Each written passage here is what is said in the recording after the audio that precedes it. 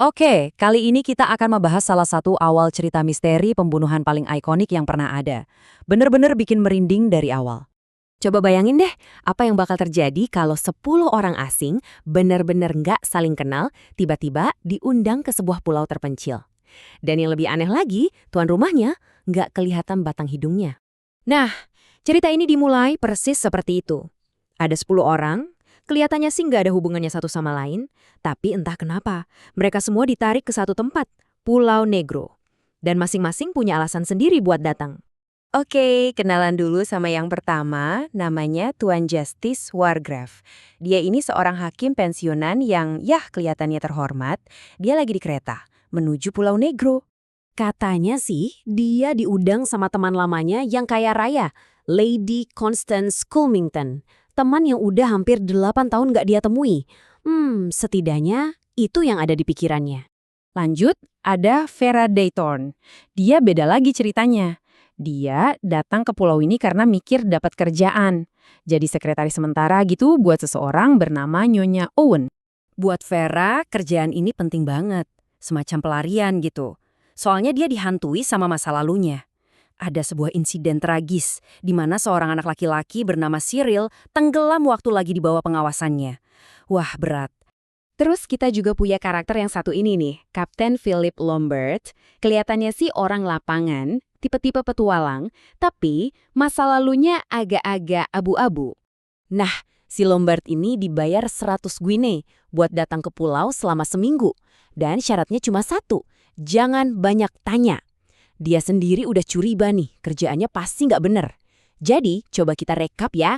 Ada hakim, ada pengasuh, ada tentara bayaran, dan masih ada 7 orang lagi. Semuanya menuju tempat yang sama, tapi dengan motif yang beda-beda. Aneh banget kan? Oke, sekarang kita lihat gimana ceritanya pas mereka semua akhirnya tiba di pulau itu. Jadi, mereka semua ngumpul di desa kecil Stickley Haven, nunggu perahu terakhir ke pulau. Suasananya canggung banget. Bayangin aja, sekelompok orang asing yang nggak saling kenal, saling lirik-lirikan, dan nggak ada satupun yang tahu siapa sih sebenarnya yang ngundang mereka.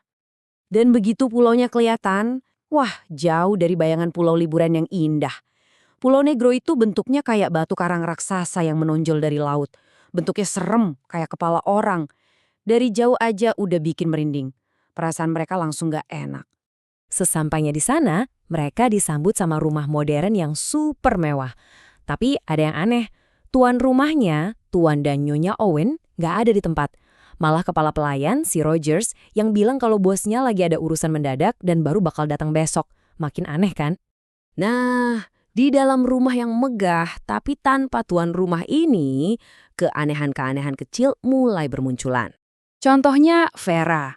Pas masuk ke kamarnya, dia nemuin sesuatu yang ganjil. Ada sajak anak-anak jadul yang dibingkai rapih di dinding. Dia ingat banget sajak itu dari kecil. Tapi kok aneh ya ada di sini? Rasanya nggak pas aja. Dan yang bikin makin merinding, ternyata bukan cuma di kamar Vera. Nggak lama, semua tamu sadar kalau puisi yang sama persis itu ada di setiap kamar tidur di rumah itu. Ini jelas bukan kebetulan, ini udah direncanain. Tema 10 ini nggak berhenti di situ. Pas makan malam, di tengah meja ada 10 pajangan porselen kecil berbentuk anak-anak negro. Awalnya mungkin mereka mikir, oh dekorasi yang unik. Tapi 10 pajangan kecil ini ternyata jadi semacam pertanda terakhir sebelum semuanya berubah jadi mimpi buruk. Oke, jadi setelah selesai makan malam, suasana mulai sedikit rileks. Para tamu mulai ngobrol santai.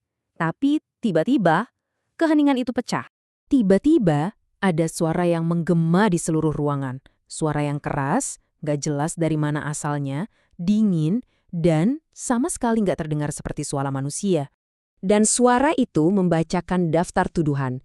Satu persatu nama setiap tamu disebut. Dan masing-masing dituduh melakukan pembunuhan. Bukan sembarang pembunuhan, tapi kejahatan dari masa lalu mereka yang selama ini berhasil mereka sembunyikan. Seketika, ruangan itu jadi kacau balau. Nyonya Rogers, si pengurus rumah tangga, bahkan sampai teriak dan pingsan. Saat itu juga mereka semua sadar, ini bukan undangan liburan, ini jebakan.